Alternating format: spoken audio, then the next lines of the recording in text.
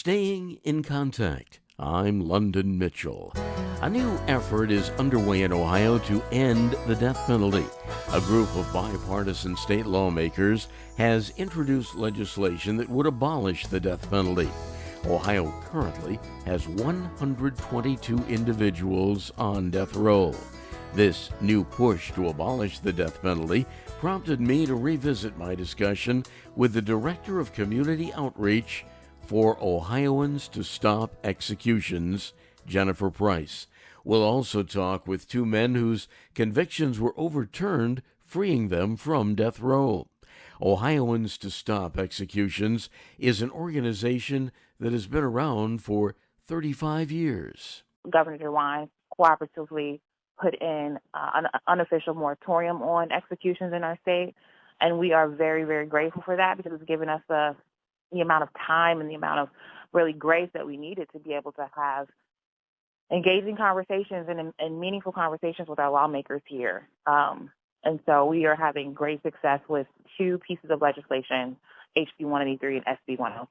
Many who consider themselves supporters of law and order might say that we need the death penalty to deter the most violent of crimes. First of all, it's not a deterrent. It's never been a deterrent. 100% of the time when someone's committing a heinous act of violence, they're not thinking about their consequences. They're not thinking about the death penalty. The death penalty just does not deter crime. And to be completely frank, as we said many times in this campaign, life without parole is a severe punishment. It's severe enough, and it can at least can't be corrected in full if we get it wrong, but at least you don't have to, you can let someone out of their jail cell instead of trying to resuscitate them from the grave. The death penalty we make so many mistakes in our justice system, so the death penalty is not effective for a civil and evolved society, and we Ohioans deserve better. Is the common denominator just a lack of effort to show mercy? Absolutely, and we have two examples here. Ray Crone and Derek Jameson can both tell you about the lack of representation. In fact, you'll hear this said in the movement a lot that innocence is the greatest opponent to our exonerees from death row. They had trust in the system. They believed the system would work. They knew they didn't commit these crimes, so they went along with the public defender, or they trusted the judge and the jury in the process. They trusted the prosecutor wanted to get the right person. And so absolutely there is or a lack of representation on their behalf, especially for those who are innocent, because they had no idea they needed to defend themselves in such a system. Derek Jameson was sentenced to die in Cincinnati back in 1985. Well, in 1984, a nightclub in Cincinnati called a Central Cafe. A young man, his family owned the nightclub. He was attacked by two individuals, and 8 days later, his name was Gary Mitchell. He passed away, and they charged me with this crime, and I didn't have nothing to do with it. And all the witnesses told the police officers, the homicide detectives, y'all got the wrong guy. But they didn't let my lawyers, and they didn't let me know that. But right off the top, because first of all, the two individuals that committed this crime, one of them was 5'1", and one of them was 5'3". I ain't never been 5 foot nothing. I'm 6'5". I could have been in the NBA. I was one of the best athletes in the country when I went to death row. You know what I'm saying? And I was wrongfully convicted and sentenced to die for something I had nothing to do with.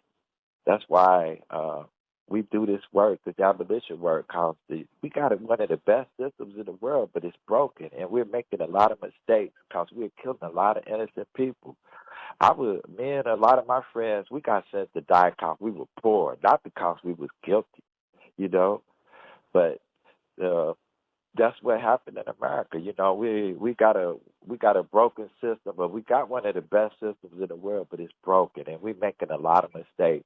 And should nobody in America be allowed to say who should live and who should die? How did the truth finally come out for you?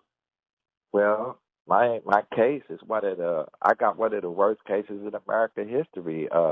In my case, the homicide detectives and the prosecutors, they would hear 35 pieces of evidence. You only need one piece of new evidence to get a new trial. They would hear 35 pieces of evidence, and in federal court, the prosecutor and the homicide detectives, they point their finger at one another while I'm sitting here with a death sentence.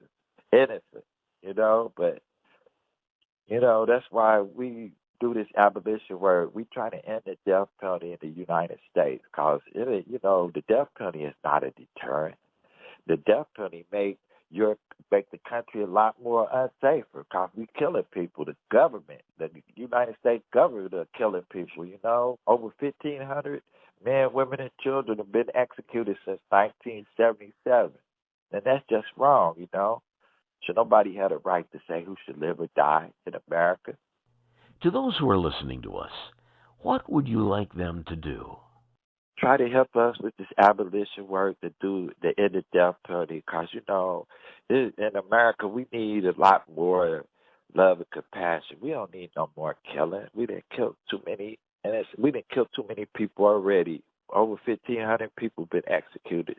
Since Gary Gilmore volunteered to be executed in Utah by the fire squad, it's like a dark cloud came across America because we got the death penalty and a lot of innocent people are dying, Because, with the death penalty, you could, we got a thing called life without parole. We need to start using that, or life, Because if you make a mistake with life without parole or life, you could go get the man out the cell. But with the death penalty, you can't go get these people out the graveyard. Over 1,500 people been executed in the United States. You can't go get all them innocent people out the graveyard and say, oops, my bad. So we need to stop this madness, That's just like when you got a death penalty in the state you live in, you're giving up too much power. How active is Ohioans to stop executions in the effort to review death penalty cases? We are fighting to abolish the death penalty in Ohio legislatively, and so we build campaigns to that effort. But we do partner with organizations that do actively review cases, death row cases, and wrongful conviction cases. For example, Intercommunity Peace and Justice Center here in Cincinnati, Ohio, they are working on an Elwood Jones case, who they believe is an innocent case on death row. And there are several others in the state of Ohio that are being reviewed by other organizations as innocence cases. We can't include them in the number of exonerees for Ohio until they have been verified. But we currently have a rate of 1 in 5 error in Ohio, with 56 executions since this current statute was implemented, and 11 exonerees. And so if any of these cases that are being reviewed, I believe there are 4 or 5 of them right now, that would shrink our error rate. I mean, that would increase our error rate quite a bit. We would be probably as bad as Florida, which has a 1 in 3 error rate. And I don't know about most Ohioans. I do not want to be on the same level as Florida when it comes to making mistakes like that. But no, our job at Ohioans to stop executions is simply to pass legislation to end the death penalty. We are fighting to abolish the death penalty in Ohio legislatively, and so we build campaigns to that effort. But we do partner with organizations that do actively review cases, death row cases, and wrongful conviction cases. For example, Intercommunity Peace and Justice Center here in Cincinnati, Ohio, they are working on an Elwood Jones case, who they believe is an innocent case on death row. And there are several others in the state of Ohio that are being reviewed by other organizations as innocence cases. We can't include them in the number of exonerees for Ohio until they have been verified. But no, our job at Ohioans to stop executions is simply to pass legislation to end the death penalty. Ray Crone is a military veteran sentenced to die in Arizona in 1992. So what were your thoughts when they locked you up on death row and you, knowing you were innocent? Well, it's hard to believe. Just a little background quick. I'm from a small town in southern Pennsylvania. I went into service, was stationed in different places around the country, ended up in Phoenix, Arizona. 6 years active duty, honorable discharge, got a job with the U.S. Postal Service. I did not have a criminal record. I don't have that kind of background. And one day I was questioned about a murder of a local bar that I attended, and 2 days later I was arrested based on a bite mark. Again, being innocent, I had nothing to worry about. Our system works, I thought. Just 7 months later, I'm convicted. I had a court-appointed attorney. I'm in death row in less than 11 months after my arrest. And that's when you start thinking, why, how, what could this happen? I had to get real close to my God and read the Bible and find the strength to survive. I'm lucky and fortunate being 35 years old when this happened, that my family and friends knew me, believed in me, knew who I was and what I stood for and what I was about, and supported me. And that got me through those years on death row. Thankfully, my conviction was overturned when eventually, after 10 years, 3 months, and 8 days, DNA not only excluded me, but got the person that did it. But the heartbreak, the hardships, the things that go into isolation, wondering again, why you? What did I do to deserve this? How do I help myself? I'm against the big old state of Arizona, just me. My family has no background, no money, not that kind of money that it takes. You feel helpless. But I'll tell you one thing that actually did help me get through it, besides the support of my family, was also knowing while I was on death row and speaking with some of the other inmates, I felt that I wasn't the only innocent person there. It wasn't just me that was innocent. There's other innocent people out there, and we needed to stand up and against this system and saying, we need to get this right. If you want to try to kill somebody, get it right. And since they can't, we got to abolish the death penalty. So I had a lot of time to think of that isolation, but I'm thankful again that my family and friends and support of even strangers that came out there and said, this is wrong and we're going to change this. And that gave me the courage and the strength to continue those many years until I finally found my freedom. How did that come about? Who stood up for you? I was fortunate. A member of my family, my mom's cousin, who I'd never met before. We lived in Nevada, which was near Arizona. The rest of my family back in Pennsylvania. He was concerned when he heard that some member of the family was on death row. I was like, my God, what kind of a person do we have in our family history? And he came to meet me, and after a talk on death row, he started working heavily on my case, being closer to Arizona. Eventually got an attorney for me, got some bite mark experts. And thankfully, again, when we went before a judge with new DNA testing evidence that not only, again, excluded me, but actually identified DNA on the body of an already convicted sexual assault person, that through his diligence and just continued efforts on my part, I finally was released. That DNA, as I said, identified another person. That person subsequently confessed, and I was released. And what was running through your mind when you heard the news you were being released? Well, I could tell you just a short replay of what happened because it's like yesterday. I was called over to the counselor's office on the yard in Yuma, Arizona, and he said my attorney was on the phone, and I answered the phone, and my attorney said, Ray, how you doing today? I said, just fine, another day in paradise. And he laughed. He said, well, what are you hungry for? I said, what are you talking about? Whatever's in the chow. He said, no, Ray, really, what do you want? You want steak, seafood, Mexican food, a beer? What would you like? I said, Alan, what the devil are you talking about?